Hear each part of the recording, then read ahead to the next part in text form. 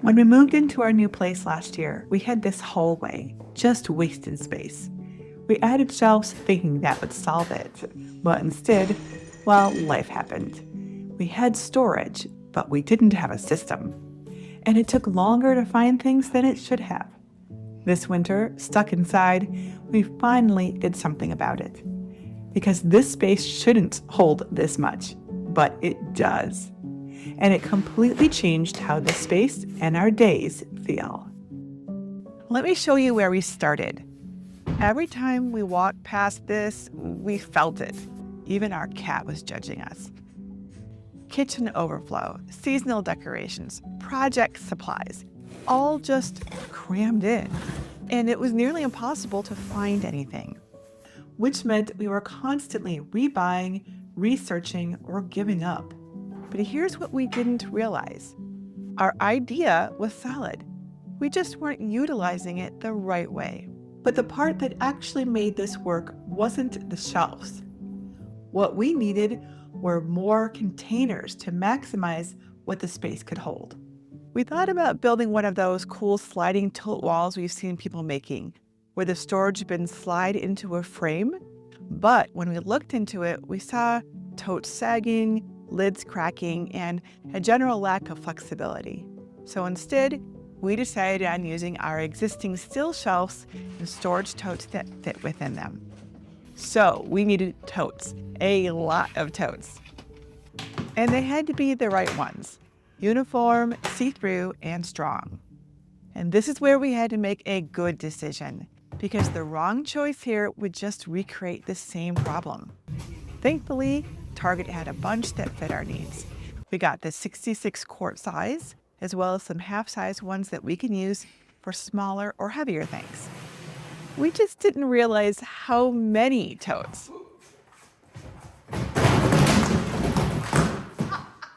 Okay, maybe that was too many, but totes alone weren't going to fix this problem. These totes needed something to change this from just a place to dump random stuff into an actual system that would work.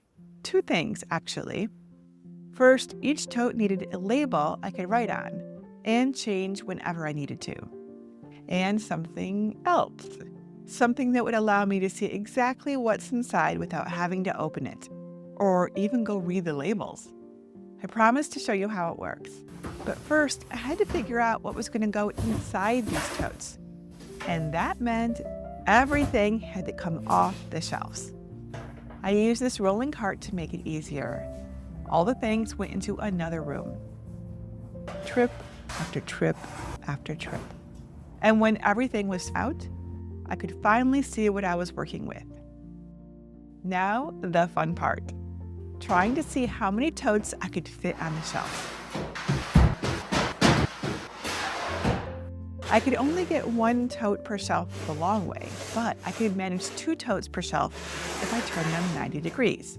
This really maximized the space, and they only stick out a couple of inches. The half-height totes stack on top of each other, which means I can fit even more.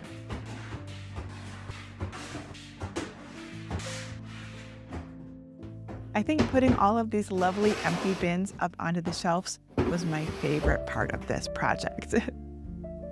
Okay, are you ready to see this? This is just so beautiful. All in all, I was able to fit in 70 totes, with room for 10 more on top, for a total of 80. But as beautiful as this site is, let's be honest, it's just empty totes. So every tote needs labels so we know what it contains. I brought out my Cricut and cut some cute labels on matte black vinyl. Now I didn't get too fancy with these, as I wanted to keep it simple and avoid any weeding or transfer tape. So these are essentially big peel and stick stickers. Now, as for that second label, it's a QR code. So I just scan the QR code with my phone and take photos of what's inside the tote as I pack it. Later, I can just search the app instead of digging through bins.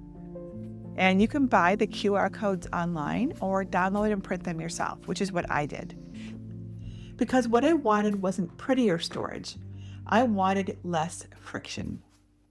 Once everything was cut, I decided to put on all the labels first to ensure they were on in the same spot so my tote wall continued to be neat and orderly. I used painter's tape to line everything up tote by tote. This part was honestly kind of meditative. Label after label in neat little rows. I found myself smiling pretty much all the time because it was just such a sight to behold. I love how this looks. But now, the real mystery. How much stuff could I fit in these totes? So I didn't sort everything I'd pulled out first. Honestly, that was just too much work for the amount of stuff I had. Also, I knew by what I'd been sorting here already what categories I had. So I just started filling totes. I find that storage tote organization works best when it's project related. We've been using storage bins and totes for our Jennifer Maker projects for years with great success, and we always group by project. So the first tote I filled was for party supplies, since that was at the top of my stack from all of our recent holiday gatherings. I scanned the QR code, named the tote in the app, taking photos of things as I went along for the app. As I packed each tote, I tried not to just toss loose things in. Anything small went into resealable bags or little containers first, so it wouldn't turn into a jumble later. And instead of stacking everything flat, I started putting things on their sides end up, so I could actually see and grab what I needed without digging through the tote. That one change alone saves me minutes every time. When a tote was full, I put it on the shelf and I used a chalk marker to label it. The chalk marker works really well because I can just wipe it off later and relabel the tote if necessary.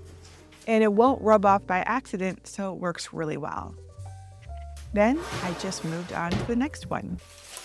Fall decorations in one bin, recipe development tools in another bin, fabric in yet another one. One tote at a time, and slowly the totes fill. This part took longer than I expected, because I wasn't just filling totes, I was creating a system that actually made sense. About 4 hours later, and one tote at a time, this is the same hallway, same shelves, same amount of space. But now there are 70 totes, and not every one is filled, so we have plenty of room for more storage. I cannot tell you how different this feels. I mean, look at this. It's the same space, but I feel completely different in here now. Kitchen supplies, seasonal decorations all across the top here, my farm project supplies, all organized. Everything has a home now. Everything is visible. Everything is accessible. But the real test is, does it actually work?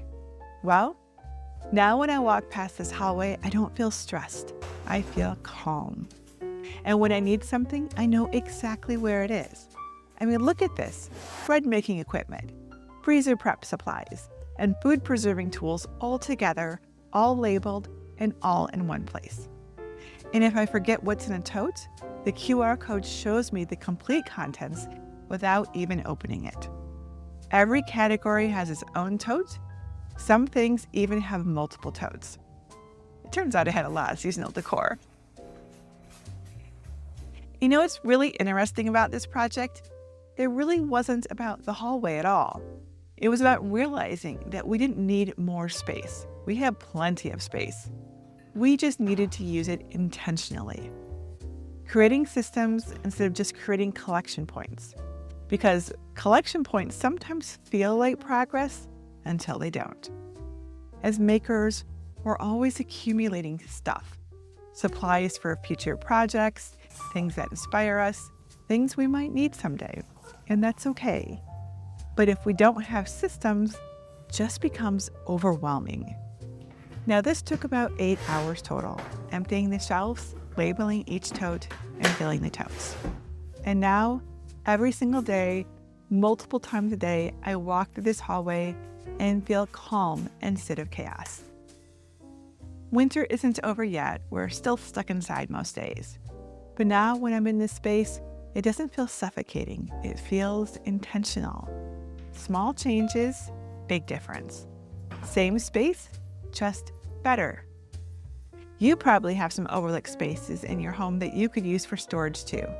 So if this got you thinking about the spaces you could be forgetting about, I made you a list of overlooked storage spots in a home to help you notice what's already there. The link is in the description. And of course, now I want to organize all of the things, like this corner, which just collects all of my filming equipment.